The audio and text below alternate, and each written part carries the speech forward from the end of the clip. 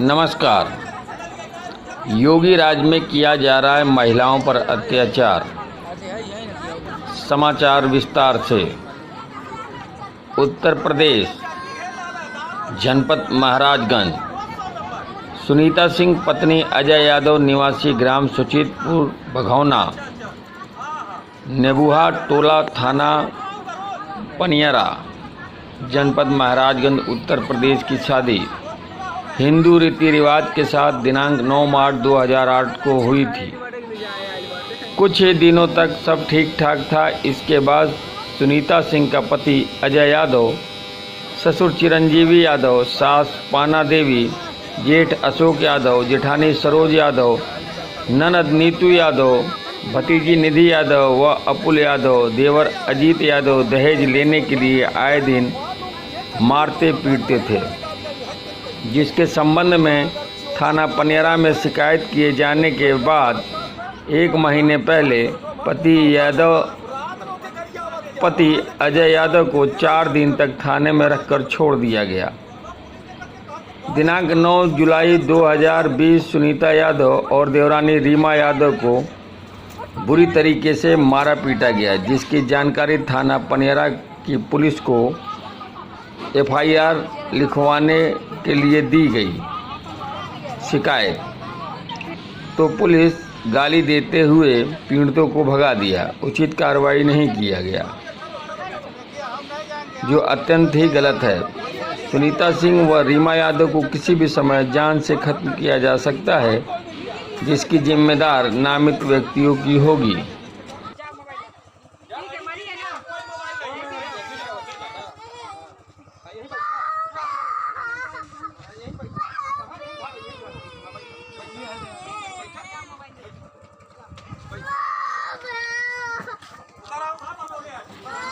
वहीं सुनीता देवी पीड़िता ने बताया कि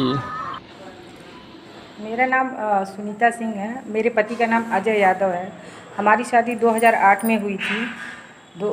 मेरे गांव का, मेरे ससुराल का एड्रेस है सुचितपुर भगौना, पनियरा थाना, जिला महाराजगंज, और मेरे ससुर का नाम है चिरंजीवी यादव। हमारी शादी 2008 में हुई थी। ठीक 1 महीने के बाद से ही, 1 महीना किसी तरह शादी ठीक ठाक चली हमारी, हम दोनों की अंडरस्टैंडिंग ठीक ठाक से चली। उसके बाद से मेरे पति और उसके घर वालों ने मुझे तरह तरह की मानसिक प्रताड़ना देना शुरू कर दिया। टॉर्चर, मेंटली टॉर्चर, और धीरे धीरे मारपीट, गाली गलौज करना शुरू कर दिया।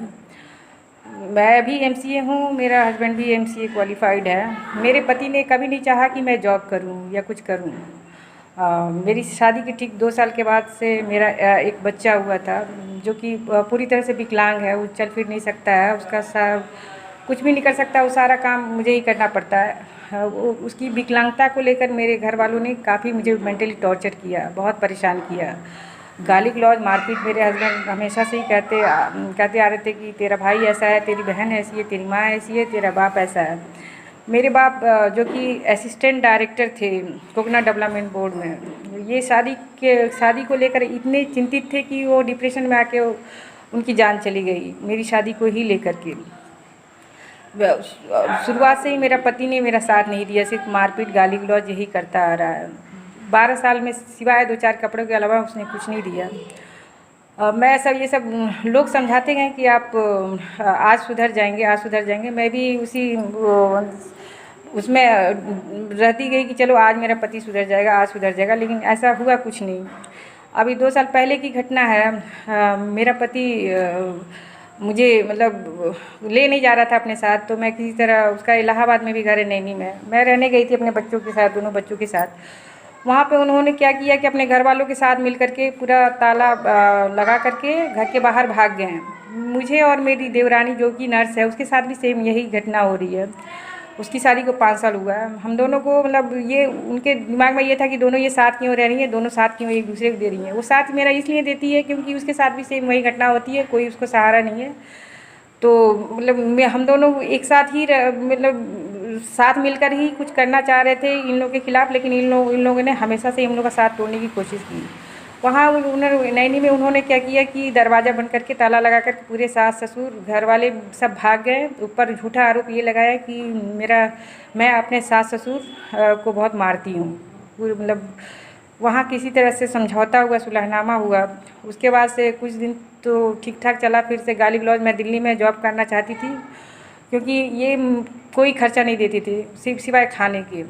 तो मैं एमसीए क्वालिफाइड हूँ। मैं भी सोची कि नहीं, मतलब क्या मैं सिर्फ खाने के लिए जानवर जैसे सिर्फ खाने के लिए शादी की हूँ क्या मेरी कोई लाइफ नहीं है? ये अपना एंजॉय करते हैं, पार्टी मनाते हैं, इधर जब चाहते हैं होली दिवाली में चले जाते हैं, जब चाहते हैं कुछ भी करते हैं। और मैं सिर्फ क्या खाना बनाना, चलो बच्चा देखना तो पारिवारिक दोनों का है, बच्चे रिस्पॉन्सिबिलिटी है, मैं मानती हूँ।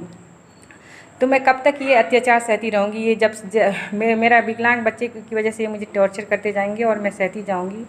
मैंने भी सोचा कि मैं कुछ कदम उठाऊँ, मैं अपने पैर पे खड़ा रहूँ, क्योंकि ये कभी ये ताला लगा के घर से भाग जाते हैं, कभी ये जो भी LIC FLIC जो भी करते हैं कुछ बताते नहीं है कि कहाँ पे कौन सा कागज़ कहाँ पे क्या नहीं है, कुछ नहीं बताते हैं। सारे कागजात ये छुपा के रखते हैं, अपने घर वालों को के पास रखते हैं, मुझे कुछ नहीं दिखाते हैं। मुझे लगा सिर्फ मुझे ये यूज़ कर रहे हैं ये आदमी।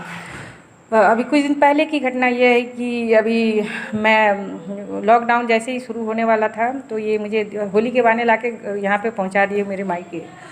और यहाँ पे मेरा बच्चा, दोनों बच्चे काफ़ी बीमार हो गए थे, छोटा वाला कुछ ज़्यादा ही सीरियस हो गया था। मैं इनके पास फ़ोन पे फ़ोन मिला रही थी कि बच्चा सीरियस है, या तो कुछ पैसे भेज दो या तो आके आप देख लो।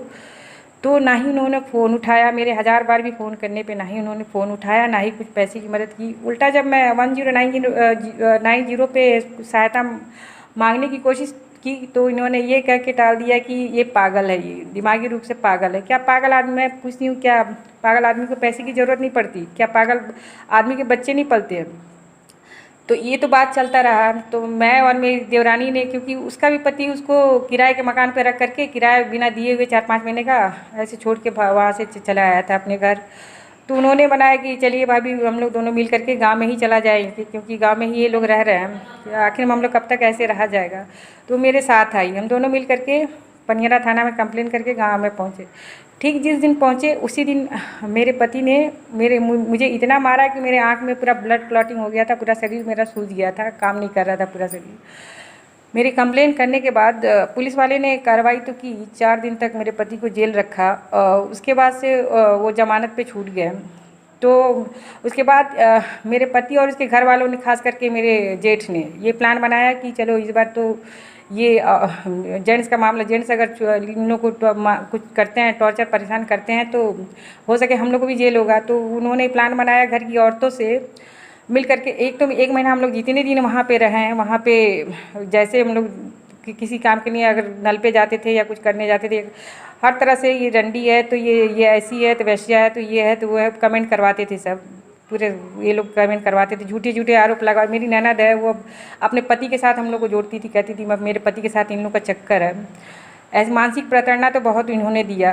खैर ये तो 12 साल से दे रहे हैं मुझे, और उसे 5 साल से। लेकिन ये 1 महीने की घटना मैं बता रही हूँ कि ऐसी है तो वैसी है कह करके पूरे परेशान करते थे। फिर भी हमने सहा, लेकिन एक दिन कदम उठाया कि नहीं, हमें भी न्याय चाहिए। हम ये आखिर में कब तक ये मेंटली टॉर्चर आदमी बर्दाश्त करेगा? ये मेंटली टॉर्चर जो ये लोग कर रहे हैं। तो जैसे ही हम लोग DM ऑफिस जाने का सोच रहे थे, ऑटो बुलाया। ये पूरे जेंट्स इनके घर के पूरे प्लान बना करके औरतों को चप्पल दे करके, और जैसे हम लोग ऑटो से जाने वाले थे, पूरे गांव के सामने हमारे बाल खींच करके, हमारे कपड़े फाड़ करके, और कम से कम 100 चप्पल हम लोग को खिलवाया।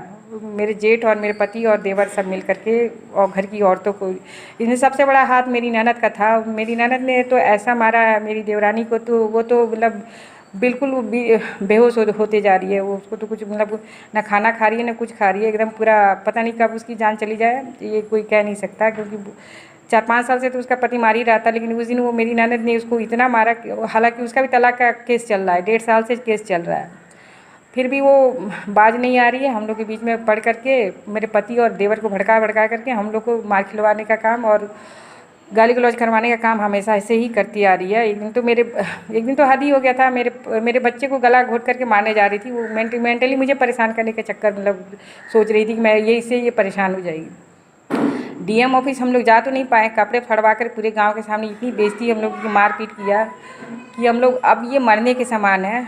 मैं ये चाह रही हूँ कि मेरी बात योगी जी और मोदी जी तक पहुँचे, ताकि अगर ये हम लोग जैसे पढ़ी लिखी लड़कियों के साथ ये हो सकता है, तो आखिर बाकी बाकी जो गांव में रहती हैं या बाकी लड़कियों और औरतों के साथ क्या होता होगा। बस हमें न्याय चाहिए, क्योंकि योगी जी के राज में हमने बहुत सुना हुआ है कि औरतों के ऊपर जो भी अत्याचार हुआ योगी जी बड़े ध्यान से सुनते हैं। तो कृपया योगी जी से मुझे निवेदन है कि बस कृपया हमारी बात को सुने और उचित कार्यवाही करें हमारे घर वालों के खिलाफ़, ताकि हमें न्याय मिल सके। मेरे घर वाले जिन्होंने हमें मारा, हमें हमारी देवरानी को मारा, उसमें सबसे बड़ा हाथ तो मेरे जेठ का था, अशोक यादव जिसका नाम है।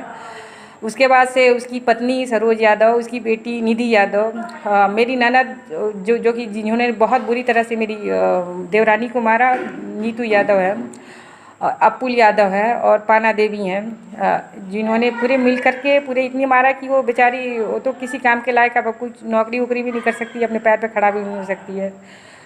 तो बस हमें मेरा एड्रेस है, मेरे मायके का एड्रेस है HIG 50 फेज 4 राप्ती नगर, पोस्ट चरगावा, गोरखपुर है। और मेरे पापा लेट श्री श्यामलाल हैं। और मेरे ससुराल वाले का एड्रेस है सुचितपुर भगौना, पनियारा थाना, टोला भगौना है, टोला भगौना नेबुआ है, जिला महाराजगंज है। मेरे पति का नाम अजय यादव, मेरा नाम सुनीता सिंह। जिसके साथ मेरी देवरानी जिसके साथ अत्याचार हुआ उसका नाम रीमा यादव है और उसका पति अजीत यादव है। मैं चाहती हूँ कृपया करके ये हमारा मैसेज पूरे समाज में पहुँचे और हमें उचित न्याय मिले, क्योंकि ये हमारे मरने के समान है। क्योंकि जिन्होंने जैसे इन्होंने मानसिक प्रताड़ना और जैसे इन्होंने जो टॉर्चर किया, सिर्फ मरने के सिवा और कुछ नहीं सूझ रहा है। या तो उचित न्याय मिले या तो सिर्फ मरने के अलावा कोई हमको रास्ता नहीं दिख रहा है। प्लीज़ हमारी मदद की जाए प्लीज़।